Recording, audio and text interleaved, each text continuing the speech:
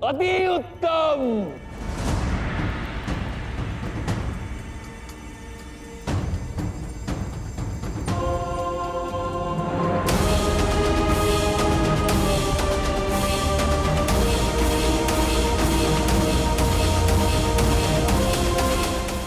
मूर्ख दास का दंड यहीं समाप्त नहीं हो जाता। मैं इसके मृत शरीर को उदाहरण की भांति उपयोग में लाऊंगा। सारे संसार को यह दिखा दूंगा कि मगध के साथ विद्रोह करने वालों के साथ क्या होता है, जीवन में भी और मरणोपरांत भी।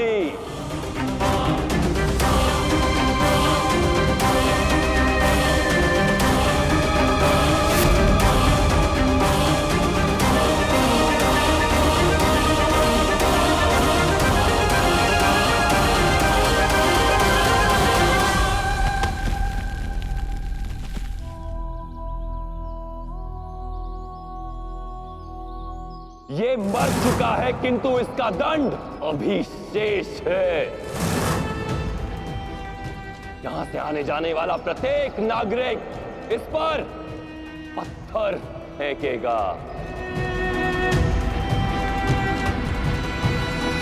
मारो इसे।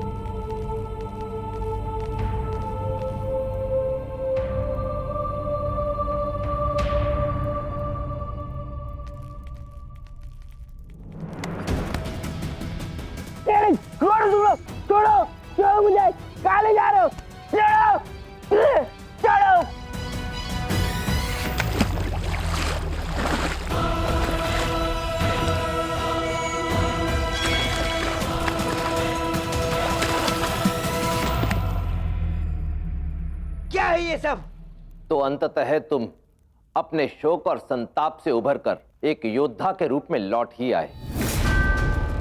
एक ऐसा योद्धा जिसमें अपने शत्रु को मुंह तोड़ उत्तर देने की ऊष्मा व्याप्त है चंद्रगुप्त। इस भावना को अपने भीतर सहेज कर रखो। अपने शोक को अपनी दुर्बलता नहीं, अपना बल बनाओ चंद्रगुप्त। और स्वतंत्रता के इस संग्राम को वहीं से आरंभ करो जहां से तुम्हारे मित्र धूमकेतु ने इसे छोड़ा था। वो धूमकेतु जो वीरगति को प्राप्त हुआ, परंतु मरणोपरांत भी उसके नाम के साथ वीर का सम्मान नहीं है, अपितु देशद्रोही का अपमान झेलना पड़ रहा है उसे। यहां से आने जाने वाला प्रत्येक नागरिक इस पर पत्थर फेंकेगा। मारो इसे। धूमकेतु जिस मान और सम्मान का अधिकारी है चंद्रगुप्त, उसे वो उपलब्ध कराना तुम्हारा परम कर्तव्य है चंद्रगुप्त। धूमकेतु जैसे वीर के शव का पूर्ण विधि के साथ अंतिम संस्कार करना अत्यावश्यक है। उस वीर का बलिदान हमारे नमन की राह देख रहा है। इसलिए दूर करो अपने इस शोक के तमस को और शौर्य के साथ जाओ और अपने मित्र वीर धूमकेतु को सम्मान दिलवाओ चंद्रगुप्त।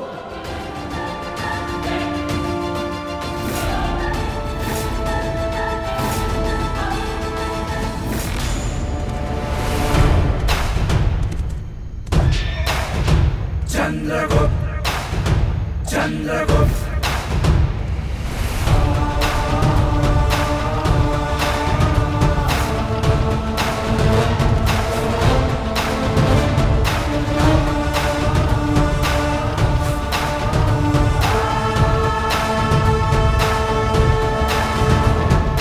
दुश्मन पे प्रहार है, चंद्रगुप्त शस्त्र जैसी धार है, चंद्रगुप्त वीर भी ये धीर भी वंश का आधार है, नीतिवान बुद्धिमान सूर्य जैसा शौर्य है, ये चंद्रगुप्त मौर्य है, ये चंद्रगुप्त मौर्य है।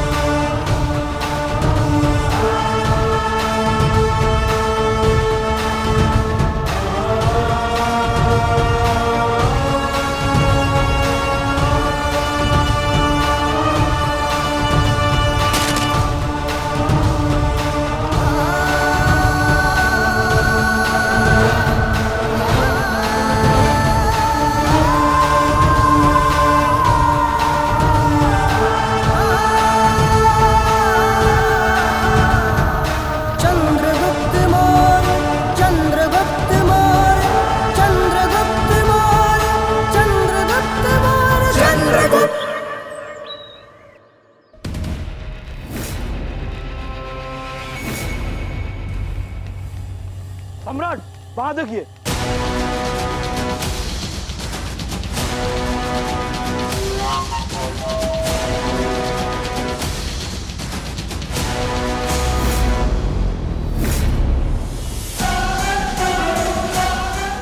तुम्हारा सर्वनाश निकट है धनानंद, सज रहो अपने अंत के लिए।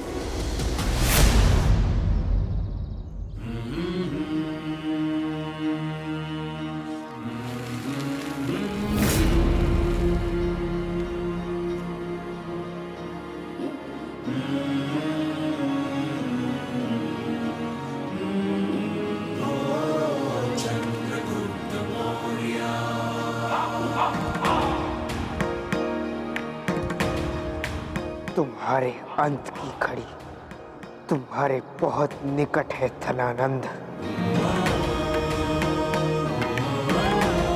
मैं प्रतिकार लूंगा उस हर एक जीवन का जिसका तुमने अंत कर दिया। उस जीवन की एक एक बूंद का ऋण चुकाना होगा तुम्हें। ये प्रण है चंद्रगुप्त मौर्य का, अखंड भारत के उस भावी सम्राट का जो तुम्हारा विनाश कर देगा।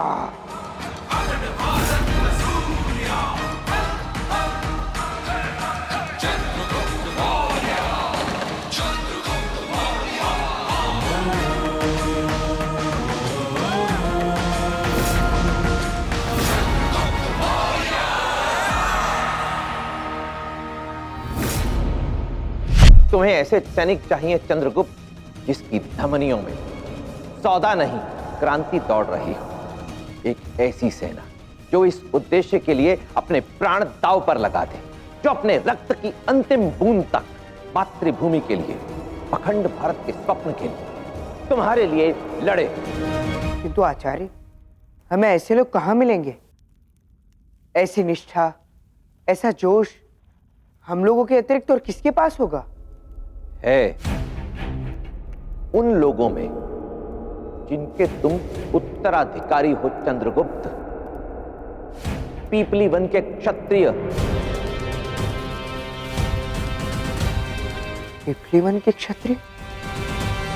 किंतु उन्हें तो पिपलीवन के विध्वंस के समय ही धनानंद ने समाप्त कर दिया था ना? मिथ्या बात है ये, असत्य है। वो असत्य जो स्वयं धनानंद ने संसार में फैलाया।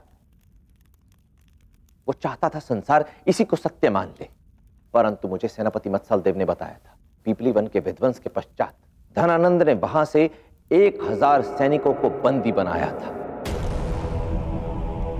ये वो 1000 सैनिक हैं चंद्रगुप्त, जिनके हृदय में वही साहस और वही प्रतिकार की भावना है जो तुम्हारे हृदय में है।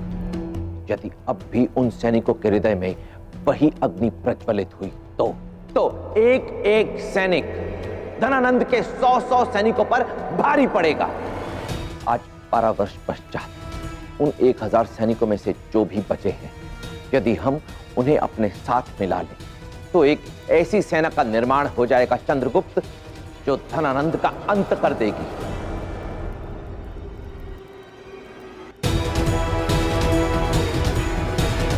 आप निश्चिंत रहें आचार्य।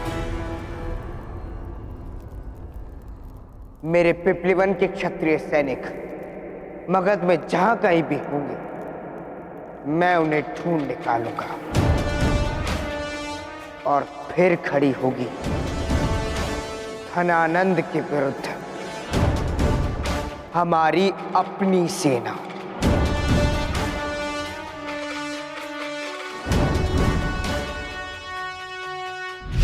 आज राजकोष में नई मुद्राएं आई थी, पर रक्त लगा हुआ था। मैंने सैनिकों को बात करते हुए केवल इतना ही सुना था, ये स्वर्ण श्रमिकों के पसीने से नहीं, सम्राट के पुराने शत्रुओं के रक्त और हड्डियों से निकाला गया है। चंद्र, कहीं वो पितृवन के क्षत्रियों के तो विषय में बात नहीं कर रहे थे? मैं उन बग्गियों का पीछा करूंगा जिनमें उस स्वर्ण लाया गया था, ताकि मैं उस स्थान का पता लगा सकूं जहां से वो स्वर्ण आ रहा है। क्या आचार्य चाणक्य को तुम्हारी इस योजना की जानकारी है? उन्हें इस विषय में कुछ भी ज्ञात नहीं। मुझे शीघ्र ही आचार्य चाणक्य को सूचित करना होगा।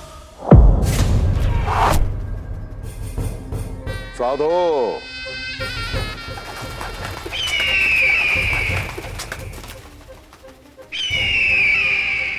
वो देखो, उधर उस पक्षी को, वो भिन्न है क्योंकि वो एक दूत है। निश्चिंत रहिए महामहिम। जब से आपका धन चोरी हुआ है, तब से महल के आसपास के सभी दूत पक्षियों का पीछा किया जा रहा है। उत्तम, फिर तो केवल उसको पकड़ना होगा जिसने उस पक्षी को भेजा है।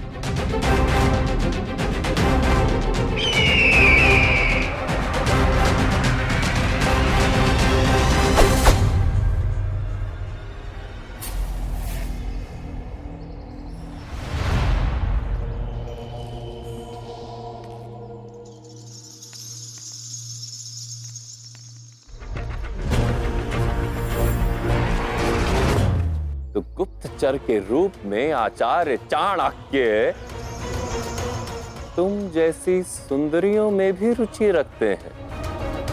आचार्य चाणक्य के बारे में ऐसे निम्न स्तर की बातें करते हो, तुम्हें लज्जा होनी चाहिए। बदला हुआ स्वर मेरे संदेह की पुष्टि करता है कि तुम ही चाणक्य की गुप्तचर हो। क्या है ना, आज मेरे सारे दाव सही पड़ रहे हैं। मैंने अंधेरे में तीर छोड़ा और वो सीधे निशाने पर आकर लगा। अब शीघ्र ही वो चोर चाणक्य पुनः मेरे सम्मुख होगा और उसके अंत के साथ उसकी प्रतिज्ञा, अखंड भारत की रचना, मेरे स्थान पर किसी अन्य भावी सम्राट को बिठाने का उसका स्वप्न सबका अंत करेगा। ये धनानंद।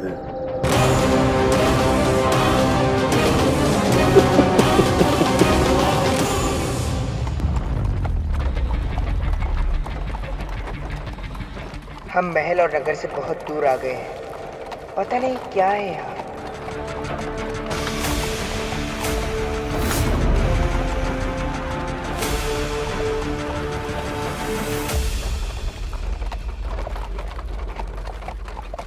यहाँ तो कड़ा सुरक्षा चक्र है। मुझे किसी अन्य स्थान पर छिपना होगा।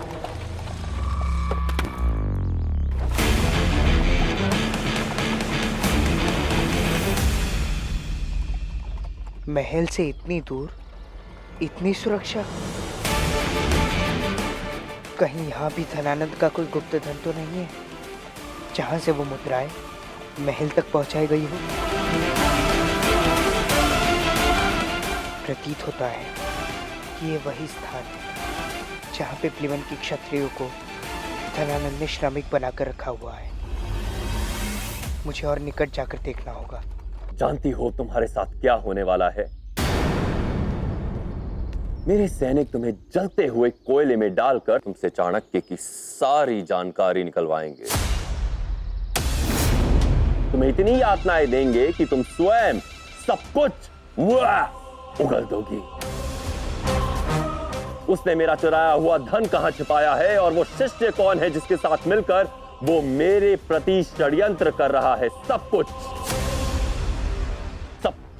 कहोगी तुम अपने इन प्यारे होठों से। जो कई यातनाओं के पश्चात तुम मेरे मुख से सुनना चाहते हो वो मैं तुम्हें पहले ही बता देती हूँ कि तू एक धूर्त है, एक पौरुषहीन राजा है। शीघ्र ही भारत का भावी सम्राट उठेगा और तुझे अपने पैरों तले कुचलकर तेरा स्थान लेगा।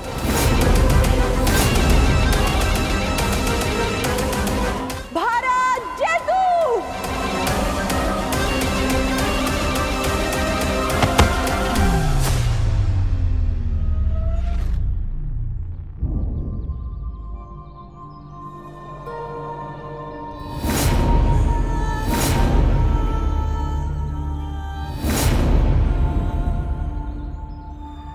तुम्हें तो मुक्ति मिल गई, किंतु फिर भी वो चाणक्य नहीं बचेगा।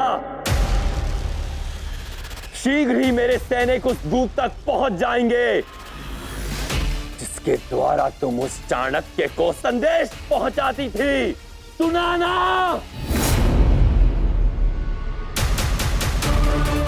तुम जहां कहीं भी हो चाणक्य, मैं शीघ्र ही तुम्हारा और तुम्हारी प्रत्येक योजना का पता लगा लूंगा।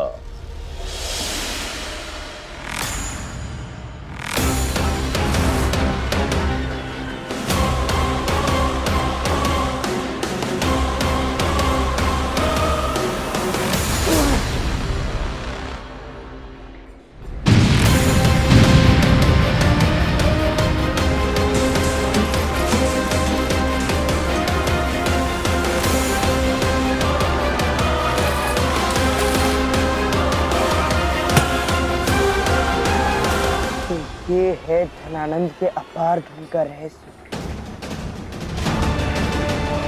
एक अनंत स्वर्ण की खान।